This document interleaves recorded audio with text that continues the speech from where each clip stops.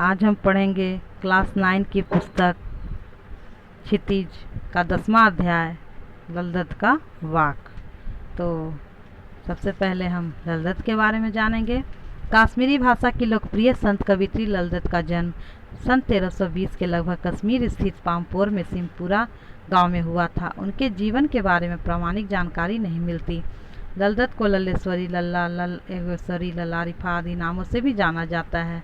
उनका देहांत सन 1391 के आसपास माना जाता है। ललदत की काव्य शैली को वाक कहा जाता है। जिस तरह हिंदी में कबीर के दोहे, मीरा के पद, तुलसी की चौपाई और असखान के सवैये प्रसिद्ध हैं, उसी तरह ललदत के वाक प्रसिद्ध हैं। अपने वाकों के जरिए उन्होंने जाति और धर्म की संकीर्णताओं से ऊपर उठकर भक्ति के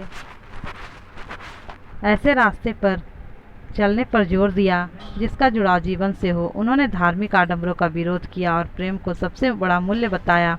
लोक जीवन के तत्वों से प्रेरित ललदत की रचनाओं में तत्कालीन पंडिताओं भाषा, संस्कृत और दरबार के बोझ से दबी फारसी के स्थान पर जनता की सरल भाषा का प्रयोग हुआ है। यही कारण है कि ललदत की रचनाएं सैकड़ों सालों से कश्मीरी जनता की स्मृति और वाणी में अब भी जीवित है। वे आधुनिक कश्मीरी भाषा का प्रमुख स्तंभ मानी जाती हैं। अब हम वाक कविता शुरू करते हैं। रस्सी कच्चे धागे की खींच रही मैं नाव, जाने कब सुन मेरी पुकार, करे देव भव सागर पार। पानी टपके कच्चे सकोरे, व्यर्थ प्रयास हो रहे मेरे, जी में उठती रह रहूं, घर जाने की चाह है घेरे। इस कविता में रोजमर्रा की साधारण चीज़ों को उपमा के तौर पर उपयोग किया गया है। नाव का मतलब है जीवन की नैया। इस नाव को हम कच्चे धागे की रस्सी से खींच रहे होते हैं। कच्चे धागे की रस्सी बहुत कमज़ोर होती है और हल्के दबाव से ही टूट जाती है। हालांकि हर कोई अपनी पूरी सामर्थ्य से जीवन की नैया खींचता है, लेकिन इसमें भक्ति भावना के कारण कवित्री ने अपनी रस्सी को कच्चे धागे का बताया है। भक्त के सारे प्रयास वैसे ही बेकार हो रहे हैं जैसे कोई मिट्टी के कच्चे सकोरे में पानी भरने की कोशिश करता है और वह इधर उधर से बह जाता है। भक्त इस उम्मीद से ये सब कर रहा है कि भगवान कभी तो उसकी पुकार सुनेंगे और उसे बहुत सागर से पार लगाएंगे। उसके दिल में भगवान के नज़दीक पहुंचने की इच्छा बार बार उठ रही है।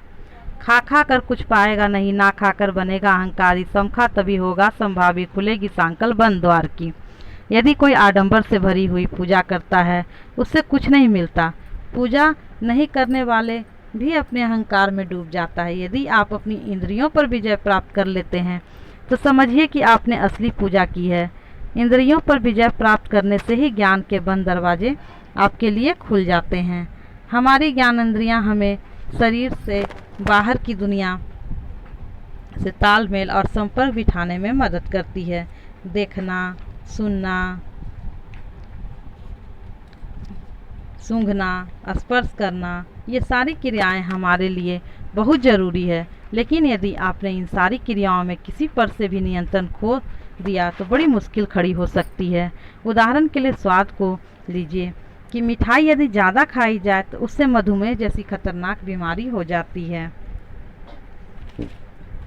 आई सीधी राह से गई न सीधी राह, सुसुम सेतु पर खड़ी थी, बीत गए दिन आ, जेब टटोली कौड़ी न पाई, मांझी को दूं क्या उतराई। किसी का जब इसमें जन्म होता है तो वह एक युगों से चल रहे सीधे तरीके से होता है। ऊपर वाला सबको एक जैसा बनाकर भेजता है, लेकिन जब हम अपनी जीवन यात्रा तय करते हैं तो बीच में कई बार भटक जाते हैं। योग में सुषुम्ना नाड़ी पर नियंत्रण को बहुत महत्व दिया गया है। कहा गया है योग से इस पर नियंत्रण पाया जा सकता है और उससे शारीरिक और मानसिक फायदे होते हैं। यह भी बताया जाता है कि यह नियंत्रण आपको ईश्वर के करीब पहुंचने में मदद करता है। आखिर में जब भक्त की नाव को भगवान पार लगा देते हैं तो कृतज्ञ होकर उन्हें कुछ देना चाहता है, लेकिन भक्त की श्रद्धा की पराकाष्ठा ऐसी है कि उसे लगता है कि उसके पास देने के लिए कुछ भी नहीं है। जो कुछ उसने जीवन में पाया वो सब तो भगवान का दिया हुआ है। वह तो खाली हाथ ही संसार में आया था और खाली हाथ ही वापस जाएगा। थल थल में बसता है सिभी, भेद न कर क्या हिंदू मुसलमान, ज्ञानी है तो स्वयं को जान, वही है साहिब से पहचान। ईश्वर तो हर जगह और हर प्राणी में वास करते हैं। वे हिंदू या मुसलमान में भेद नहीं करते। यदि आप अपने अंदर टटोलने की कोशिश करेंगे तो आपको ईश्वर मिल जाएंगे।